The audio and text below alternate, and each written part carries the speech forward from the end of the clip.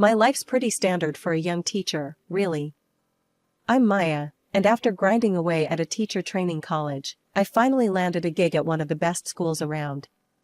My plans? Teach, maybe write a bit on the side, and start a family with the right guy, whenever he decided to show up. That right guy thing happened faster than I expected, courtesy of my college buddy, Jess. Maya, you have to meet Tom, Jess had insisted over coffee one windy Saturday afternoon. He's looking for something real, and you too. I dunno, I just have a feeling about this. Tom and I met at a local dive bar that evening. He was easy to spot, a head taller than most and with a laugh that filled up the room. I was nervous, fixing my hair like 100 times, but when he smiled, all that anxiety melted. Hey, you must be Maya. Jess hasn't stopped talking about you. No pressure, right? Tom joked, pulling out a chair for me. Yeah, no pressure at all, I laughed, settling down.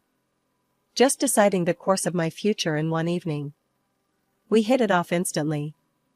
Tom was in finance, a bit dry for my taste, but he made it sound like an adventure every time he talked about his day.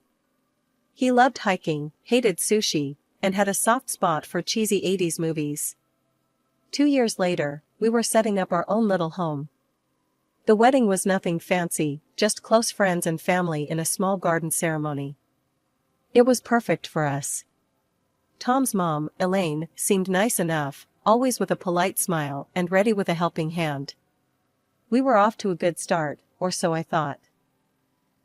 Living together was a breeze at first. Tom was supportive, and we backed each other up, no matter what. Then the pressure started, subtly at first, but then all the damn time. Maya, when are you two giving me a grandkid? You know, Tom's my only shot at this, Elaine would drop casually into conversation every time she visited. It was like a broken record, each time more pressing than the last. I tried to play it cool, keep the peace. We're working on it, Elaine. These things take time, I'd say, forcing a smile while chopping veggies or setting the table. After dinner, as we were cleaning up, Tom turned to me, his expression softening. Hey, sorry about Mom. She's just eager. We're okay, aren't we? Yeah, we're okay, I assured him, though part of me wondered just how long we could keep batting away the pressure before it started to crack something inside us. Living with the constant pressure to start a family was like walking on eggshells that kept stacking higher. Elaine's reminders were relentless, and with each visit, her patience seemed to wear thinner, like sandpaper against my already frayed nerves. It was a sunny Saturday morning, and Tom and I were enjoying a rare day off together. We were in the middle of a lazy breakfast when Elaine's car pulled up. Before she even stepped in, I knew we were in for another round of her grandkid campaign. Morning, you two. I was just at Linda's grandkid's christening.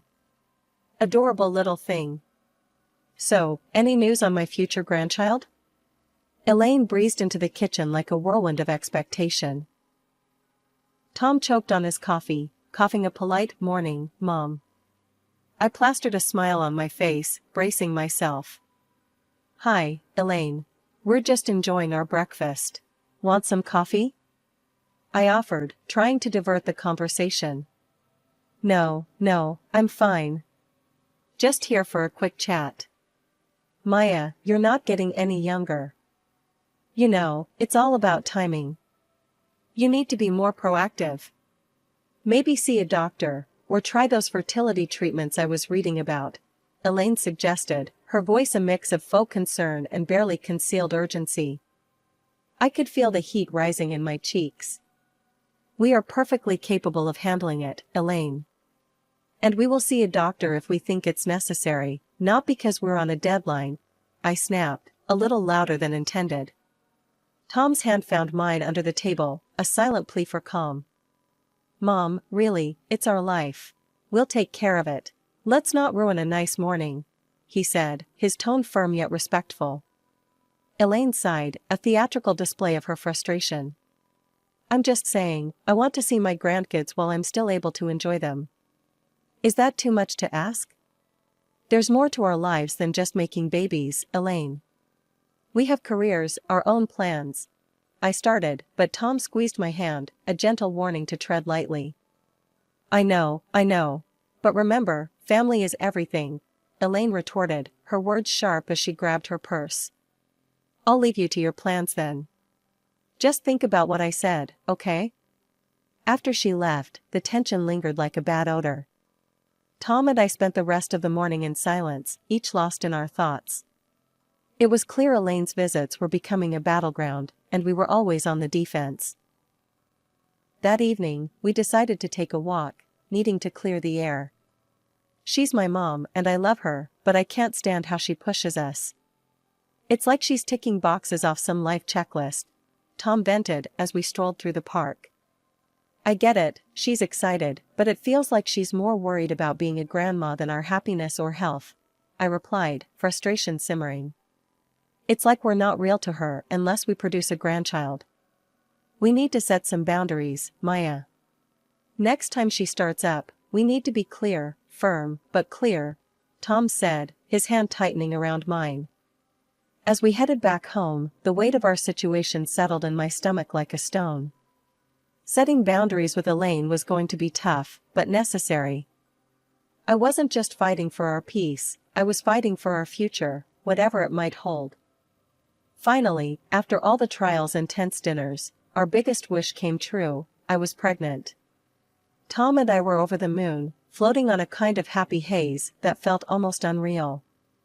But with our good news, came the revival of Elaine's overbearing enthusiasm, dialed up to a whole new level. We had just started fixing up what would be the baby's room, painting the walls a gentle, calming color, and assembling a crib that took more patience than I thought I had. It was during one of those DIY afternoons that Elaine showed up, unannounced as usual, wearing a bright pink t-shirt that screamed future grandmother in bold, impossible-to-miss letters. Look at this, isn't it cute? Elaine beamed, stretching the fabric out for us to see. Got it custom made. Elaine, could you maybe not announce it to everyone yet? We're still early in the process, and, just trying to be cautious. I tried to sound as gentle as possible, hoping to temper her excitement without sparking an argument. Oh, honey, when you've got news this good, you shout it from the rooftops. Everyone's thrilled for us. Elaine's voice rose with each word, her excitement bubbling over like a pot left too long on the stove. The next few weeks were a blur of Elaine's constant check-ins. She was always calling or dropping by, armed with old wives' tales about pregnancy do's and don'ts, making sure I ate this and avoided that, fussing over my schedule and sleep. It was suffocating.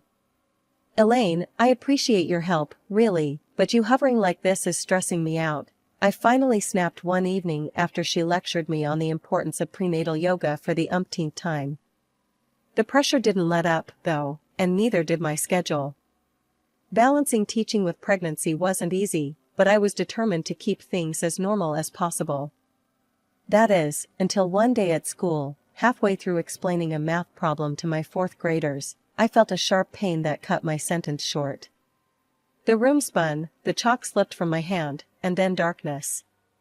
I woke up in the hospital, the sterile smell of antiseptic flooding my senses, before my eyes even opened. Tom was there, his face pale and drawn, holding my hand like it was a lifeline. The doctors, they had to do a surgery, he whispered, his voice cracking. It was serious, Maya. You almost didn't, we lost the baby. The words hit like a physical blow, knocking the wind out of me. Tears streamed down my face, uncontrollable, bitter. I was alive, but at what cost? The doctor came in, his face somber as he adjusted his glasses. Maya, I'm afraid the complications were severe.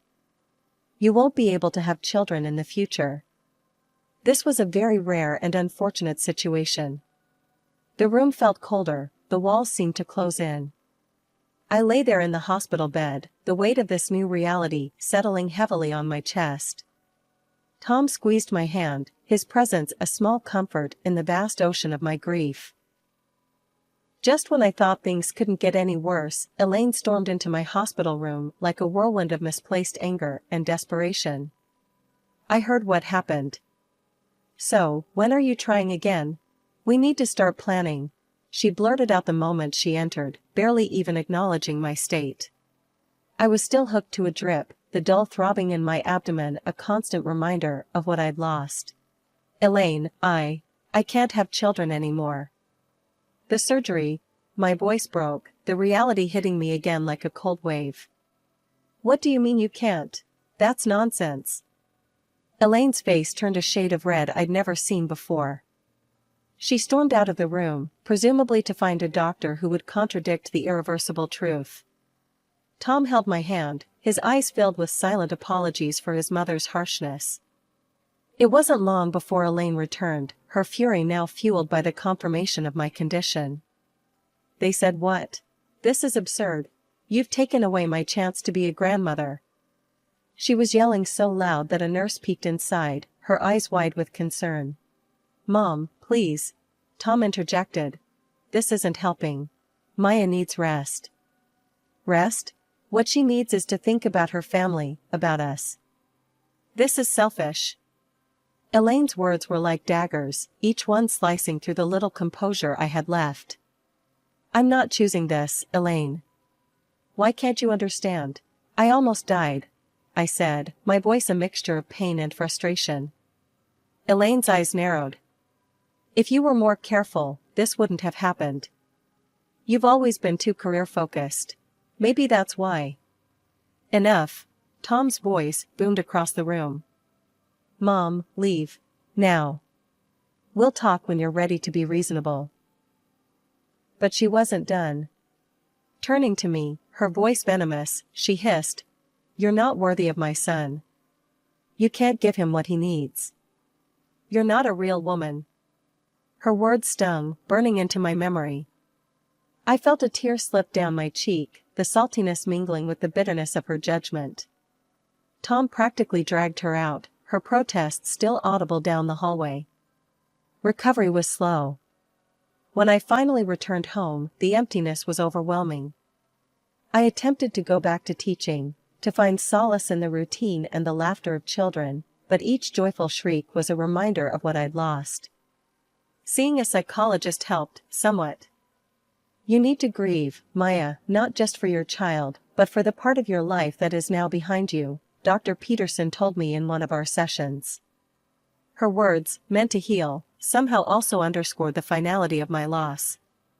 One day, amidst a particularly difficult week, I made a decision. I can't teach right now, I confessed to Tom over a quiet dinner. I see them, and I see what I lost. I'm thinking of the library. It's peaceful, quiet. So, I took a position at the local library, leaving the bustling corridors of the school for the muted aisles lined with literature and quiet patrons. It was a place where my heart could start to mend, away from the prying eyes and the heavy expectations. Even after the shift to the quiet life of the library, Elaine's shadow loomed over us, her persistence on the topic of grandchildren unyielding. Her approach became more invasive, her accusations more pointed as the days turned into months. It was my birthday, a day I hoped would be filled with light-hearted moments and a break from the relentless pressure. As I was about to cut the cake, Elaine cornered me in the kitchen, her voice a hissing whisper. When are you going to fix this, Maya? You need to give Tom children. She spat, her words stinging with venom. I froze, the knife in my hand trembling slightly. Elaine, Tom and I have been thinking about adoption. It's a beautiful way to form a family, I replied, my voice steady despite the turmoil inside. Adoption? Over my dead body. Elaine exploded, her face contorted with disgust. I won't have you bring some stranger's child into our family. Who knows what kind of sick, twisted genes they have. No grandchild of mine will come from someone who couldn't even keep them. Her outburst echoed through the kitchen, and a hushed silence fell over the nearby living room. I felt the eyes of everyone on us, their presence a heavy blanket. That's enough, Elaine. I snapped, the knife clattering to the countertop as I faced her squarely. You don't get to decide how Tom and I build our family. This is our life, our choice. Elaine's eyes narrowed, and with a huff, she stormed out of the kitchen, slamming the door behind her with a force that made the windows rattle. The room remained silent, the joy of the day sucked out with her departure. The seed of discord Elaine planted grew rapidly. The whispers started subtly at first, a nudge here, a look there, suggesting I had been reckless during my pregnancy. The rumors morphed into malicious gossip that I had been drinking and behaving indecently, which supposedly led to my miscarriage. Fury built up in me like a storm. One evening, after overhearing a particularly nasty version of the rumor from a so-called friend, I confronted Elaine over the phone. "Elaine, this has to stop now. Spreading lies about me is not only hurtful, it's slander. And I won't tolerate it anymore. If I hear one more rumor, I'm going to the police, and I will sue you for libel," I threatened, my voice cold and hard. There was a pause on the other end of the line, a moment of silence that felt like the calm before a storm. Finally, she spoke, her voice low and devoid of its usual fire. "You wouldn't dare. Try me, Elaine. I'm done playing nice." After that call, the rumors stopped as suddenly as they had started. But the damage was done. The relationship was strained, the family gatherings now marked by a chilly formality that even the warmest smiles couldn't thaw. Life seemed to have returned to normal, but everything has changed, thanks to some perverted sense of humor. One morning, I found the first of many electronic postcards in my inbox. The image showed a smiling family, two parents with children playing around them, the picture of happiness. Below it, in cruel, stark letters, was written, "You will never be a mother." My heart sank, and a shiver ran down my spine. Who would send something so hateful? As if that wasn't enough, the physical manifestations of this hatred soon followed. One afternoon, upon returning from work, I found a box on our porch. Inside, grotesquely smeared with ketchup, were dolls. Attached was a note that twisted the knife deeper. "This is your fault. You are to blame for losing your child." I was horrified. Each new message, each package, felt like a blow to my already fragile state. Tears were my constant companions as I tried to grapple with the cruelty of these attacks. "Tom, look at this," I said one evening, handing him another vile package. My hands were shaking, my voice barely a whisper. "It's too much. I can't take it anymore." Tom was quick to act. "The neighbor, Mr. Jennings, he's got cameras all over his place. Maybe he caught something on video." We approached Mr. Jennings the next day, who was more than willing to help. He played back the recordings, and there, in clear, undeniable footage, was Elaine. The sight of her, stealthily placing those ghastly parcels at our door, was both a relief and a fresh hell. "Can't believe Mom would go this far," Tom muttered, disgust written all over his face. Armed with the evidence, we confronted Elaine at her house. The video was paused on the screen, her image frozen in the act of hatred. "Look at this, Mom. How could you?" Tom's voice was icy, his usual warmth gone. He pushed the laptop towards her, the betrayal in his voice echoing around the room. Elaine glanced at the screen, her expression unreadable for a moment. Then, without a hint of remorse, she shrugged. "She's spoiled goods, Tom. An inferior woman who can't carry on the family line. I did what I had to do, for you, for the family's sake." Tom stepped in front of me, his posture protective. "If you can't accept Maya, then you can't be a part of our lives. This is your last chance, Mom. Apologize, or we're done." Elaine's face hardened, her eyes cold. "I'm only doing this for you, Tom. She's taking you away from what you deserve." The ride home was silent, each of us lost in our thoughts. I was reeling, the weight of Elaine's betrayal heavy on my shoulders. Tom was seething, the ties with his mother stretched to their breaking point. Tom had been unusually quiet lately, his usual cheer dimmed by the strained silence between him and his mother. It was clear he missed her, despite everything. So, when the Christmas invitation from Elaine came, I agreed for his sake, hoping against hope for some sort of reconciliation. We arrived to a house bustling with relatives and friends, the air thick with the scent of pine and mulled wine. Elaine greeted us with a tight smile, her eyes darting nervously. I took a deep breath, clinging to Tom's arm as we mingled among the guests. The evening progressed smoothly at first, laughter and chatter filling the room. Then, midway through, Tom's ex-fiancée, Sarah, appeared. The room tensed as Elaine ushered her in. As you all know, Maya here can't have children. So, I think it's time Tom reconsidered his options. Sarah is more than willing to take her place and give me the grandchildren I deserve, Elaine announced, her voice ringing clear and cruel. The silence that followed was suffocating. I stood frozen, my heart pounding in my ears. Tom's voice, low and furious, broke the silence. Mom, what are you talking about? I didn't agree to any of this. I couldn't hold it in any longer. How could you? My eyes scanned the crowd, landing on each face as I continued. Elaine has been tormenting me. Sending me hateful messages, leaving disturbing packages at our door. I pulled out my phone, showing the video from Mr. Jennings' camera. The footage played, revealing Elaine's vile actions for all to see. Murmurs of shock and disgust rippled through the room. Sarah, looking equally horrified, stepped forward. I had no idea about any of this. Elaine just invited me here under the guise of catching up. I'm actually engaged to someone else, and I'm not looking to disrupt that. She turned to me, her expression apologetic. Maya, I'm so sorry. I had no part in this plan. I never wanted children, which is why Tom and I split. The room was now a cauldron of whispers and stunned faces. Elaine's friends and relatives slowly started to leave, their expressions ranging from embarrassed to outraged. It was clear where their sympathies lay. Elaine, now pale and flustered, tried to salvage her dignity. But I was just trying to ensure my son had a proper family. Tom's voice was cold, final.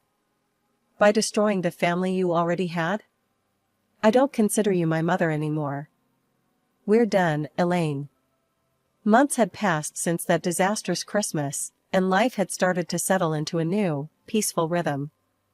Tom and I had been busy with the adoption process, our hearts and minds focused on the child who would soon become part of our family.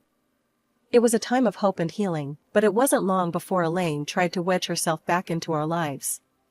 One brisk morning, a knock at the door disrupted the quiet. I opened it to find Elaine standing there, eyes red, a picture of contrition. Maya, I've been doing a lot of thinking. I know I've made some terrible mistakes. Can we talk? Her voice trembled, and for a moment, I saw the vulnerability of a woman who realized she had gone too far. I'm listening, I said, guardedly, leaving the door ajar as a reminder that she was not welcome to step inside. I've been so foolish, so driven by my own desires, that I lost sight of what's important. I've hurt you and Tom deeply, and I'm sorry. Truly, I am. Can we start over? Please? Elaine, after everything that's happened, it's not that simple. Tom and I are moving forward with adopting a child. That's our focus now, I said, the firmness in my voice reflecting the resolve in my heart. The mention of adoption triggered something in her, her face contorting as the old prejudices bubbled to the surface. You can't seriously be considering bringing someone else's child into this family. It's wrong. That's exactly what we are doing, Elaine. And it's not your decision. It's ours. I shot back, my patience fraying. This is madness, Maya. You're making a mistake. A real family. No, Elaine. We're done here. Without waiting for her to respond, I closed the door firmly in her face, the click of the latch sounding like the final seal on our relationship. Inside, Tom was standing at the top of the stairs, having heard the exchange. Everything okay? He asked, coming down to join me. I think it finally is, I said, leaning into his embrace. I told her we're adopting, and she didn't take it well. It's really over this time. Tom nodded, his expression resolute. Let's make it official then. Together, we blocked Elaine's number on our phones and sent messages to our friends and family, explaining that we had decided to sever ties with her for the sake of our future family's peace and well-being. The adoption process moved forward, and each step brought with it a surge of excitement and anticipation. We filled out forms, attended interviews, and prepared a room filled with love and the promise of new beginnings. As the waiting drew to a close, I felt a pull towards my old life, the classroom. I returned to teaching, the joy of interacting with the children rekindling a light within me that had dimmed during those dark times. Standing in front of my class, I realized how much I had grown, how resilient I had become. The children's laughter echoed through the halls, a sweet sound that filled the empty spaces left by lost dreams. It reminded me that while some doors close, others open. And behind this new door was a future bright with the colors of hope and the laughter of a child who would call us mom and dad.